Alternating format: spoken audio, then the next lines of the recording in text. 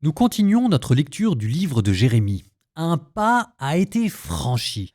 Au début du livre de Jérémie, on avait des oracles contre Juda, mais on ne savait pas très bien ni quand ni où ils avaient été prononcés et ils valaient de tout temps, en tout lieu, de toutes époques.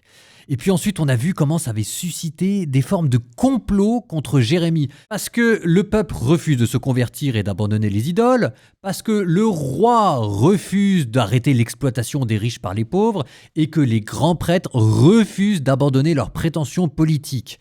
On a vu comment Jérémie s'était vu menacé, voire comment il avait terminé humilié sur les places publiques. Et donc ça change des choses maintenant, c'est plus tout à fait comme avant. Jérémie en bute aux prêtres et aux prophètes de la cour. C'est Jérémie qui court-circuite les consultations officielles de l'institution royale. Et qu'il le veuille ou pas, Jérémie est en train, j'allais dire, de prendre du galon. En tout cas, il est en train de se rapprocher du centre du pouvoir.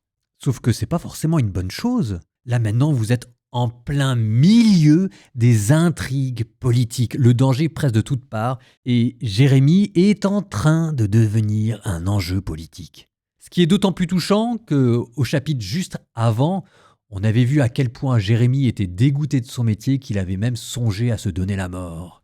Jérémie chapitre 21 et 22.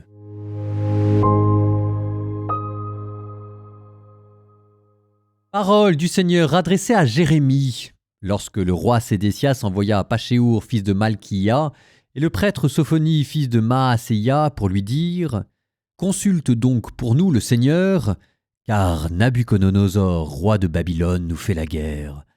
Peut-être le Seigneur va-t-il faire en notre faveur un de ses miracles, pour que s'en aille celui qui nous assiège. » Jérémie leur dit « Vous parlerez ainsi à Sédécias. Ainsi parle le Seigneur, le Dieu d'Israël. Les armes qui sont entre vos mains, avec lesquelles vous faites la guerre au roi de Babylone et aux Chaldéens, vos assiégeants, je vais les retourner de l'extérieur des remparts et les diriger vers l'intérieur de cette ville. Et moi-même je vous ferai la guerre, par ma main puissante et la force de mon bras, avec colère, avec fureur, avec une grande irritation. Je frapperai les habitants de cette ville, l'homme et le bétail. Ils mourront d'une grande peste. Et après cela, oracle du Seigneur, je livrerai Sédécias, roi de Juda, ses serviteurs, le peuple, et ceux qui dans cette ville auront échappé à la peste, à l'épée et à la famine, je les livrerai aux mains de Nabuchodonosor, roi de Babylone, aux mains de leurs ennemis, aux mains de ceux qui en veulent à leur vie. On les passera au tranchant de l'épée, sans merci ni pitié, sans compassion. Et tu diras à ce peuple, ainsi parle le Seigneur, voici que je mets devant vous le chemin de la vie et le chemin de la mort. Qui restera dans cette ville mourra par l'épée, la famine ou la peste, mais qui en sortira pour se rendre aux Chaldéens, vos assiégeants, celui-là vivra, il aura la vie sauve, comme part de butin. Oui, je tournerai mon visage contre cette ville pour son malheur, et non pour son bonheur, oracle du Seigneur. Elle sera livrée aux mains du roi de Babylone, qui l'incendiera. Sur la maison royale de Juda, écoutez la parole du Seigneur, maison de David. Ainsi parle le Seigneur. Dès le matin, jugez selon le droit, délivrez l'exploité des mains de l'oppresseur, de peur que ma colère n'éclate comme un feu à cause de la malice de vos actes et ne brûle sans personne pour l'éteindre. Me voici contre toi qui sièges dans la vallée, toi, rocher dans la plaine, oracle du Seigneur, et ils disent, qui nous attaquera, qui entrera dans nos demeures. Je sévirai contre vous selon le fruit de vos actes, oracle du Seigneur. À la maison de la forêt, je mettrai le feu, il dévorera tout ce qui l'entoure. Ainsi parle le Seigneur. Descends à la maison du roi de Juda, et là tu prononceras cette parole. Tu diras, écoute la parole du Seigneur, roi de Juda, qui siège sur le trône de David, toi, tes serviteurs et ton peuple, vous tous qui entrez par ces portes. Ainsi parle le Seigneur. Pratiquez le droit et la justice. Délivrez l'exploité des mains de l'oppresseur. Ne maltraitez pas l'immigré, l'orphelin et la veuve. Ne leur faites pas violence. Et ne versez pas en ce lieu le sang de l'innocent. Si vous accomplissez cette parole, alors des rois siégeant sur le trône de David entreront par les portes de cette maison, montés sur un char attelé de plusieurs chevaux, chacun avec des serviteurs et son peuple. Mais si vous n'écoutez pas ces paroles, j'en fais le serment par moi-même, oracle du Seigneur, cette maison ne sera plus qu'une ruine. Oui, ainsi parle le Seigneur au sujet de la maison royale de Juda. Pour moi, tu es Galade, tu es le sommet du Liban. Pourtant, je te changerai en désert, en villes inhabitées. Je voue des hommes à ta destruction, chacun d'eux avec ses armes. Ils abattront tes cèdres de choix et les feront tomber dans le feu. Alors des gens de nombreuses nations passeront près de cette ville. Ils se diront l'un à l'autre: « Pourquoi le Seigneur a-t-il ainsi traité cette grande ville ?» Et l'on dira: « C'est qu'ils ont abandonné l'alliance du Seigneur leur Dieu pour se prosterner devant d'autres dieux et les servir. » Ne pleurez pas sur un mort. N'ayez pour lui aucun geste de deuil. Pleurez plutôt sur celui qui s'en va, car il ne reviendra plus. Il ne verra plus son pays natal. Oui, ainsi parle le Seigneur au sujet de Shaloum, fils de Josias, roi de Juda, qui régna à la place de Josias son père et qui est sorti de ce lieu. Il ne reviendra plus ici, car il mourra dans le lieu où on l'a déporté, et ce pays il ne le verra plus.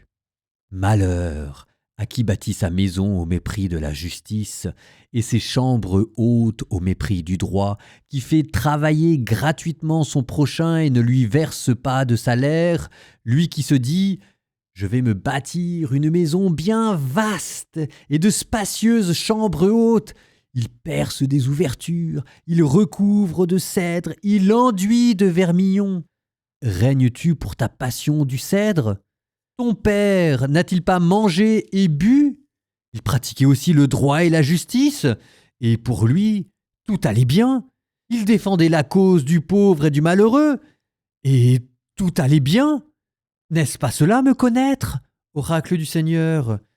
Mais toi, tu n'as des yeux et un cœur que pour ton profit, pour verser le sang de l'innocent et agir dans l'oppression et la brutalité. C'est pourquoi ainsi parle le Seigneur au sujet de Joachim, fils de Josias, roi de Juda. On ne fera pas sur lui cette lamentation. Mon frère, quel malheur! Ma sœur, quel malheur! On ne fera pas sur lui cette lamentation. Quel malheur, mon Seigneur! Quel malheur, Majesté! Mais on l'enterrera comme on enterre un âne. Traîné et jeté loin des portes de Jérusalem. Monte au Liban et crie. Dans le Bashan, donne de la voix. Crie du haut des Abarim, car tous tes amants sont brisés. Je t'ai parlé quand tu étais tranquille. Tu as dit, je n'écouterai pas. Telle fut ta conduite depuis ta jeunesse. Tu n'as pas écouté ma voix. Tous tes pasteurs, les vents les mènera à paître, et tes amants s'en iront captifs. Alors tu seras honteuse et confuse à cause de toute la malice, toi qui sièges au Liban, qui es niché dans les cèdres. Combien gémiras-tu quand douleur et frissons viendront sur toi, comme sur la femme qui accouche. Par ma vie, oracle du Seigneur, Conias, fils de Joachim, roi de Juda, si tu étais un anneau à ma main droite, je t'en arracherai. Je vais te livrer aux mains de ceux qui en veulent à ta vie, aux mains de ceux qui t'épouvantent, aux mains de Nabuchodonosor, roi de Babylone, et aux mains des Chaldéens. Et je te jetterai, toi et ta mère qui t'a enfanté, sur une autre terre où vous n'êtes pas nés, et c'est là que vous mourrez. Sur la terre où ils désirent ardemment revenir, ils ne reviendront pas. Est-il un ustensile méprisable et cassé, cet homme, ce Conias ? Est-il un objet dont personne ne veut ? Pourquoi lui et sa descendance ont-ils été enlevés et jetés sur une terre qu'ils ne connaissaient pas ? Terre, terre, terre, écoute la parole du Seigneur. Ainsi parle le Seigneur au sujet de cet homme inscrivé, sans postérité, individu qui n'a pas réussi dans sa vie. Car aucun de ses descendants ne réussira à siéger sur le trône de David et à dominer encore en Juda.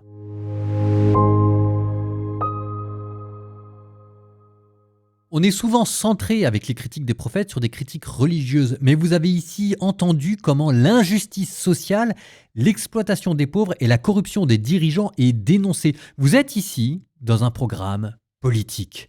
Une des raisons pour lesquelles Dieu est en colère, c'est à cause des crimes sociaux.